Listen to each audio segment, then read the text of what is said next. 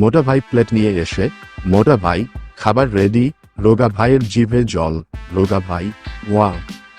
মোটা ভাই, দাঁড়া, আমি একটু লঙ্কার চাটনি নিয়ে আসি।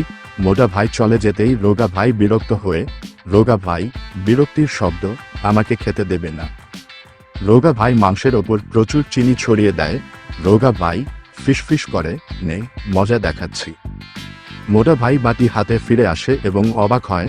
মোটা ভাই হেসে, আরে ভাই, তুই তো আজকাল বড্ড রোগা হয়ে গেছিস, এই মাংসটা তুই খা। মোটা ভাই, আমি বরং এই লঙ্কার চাটনিটাই খাই।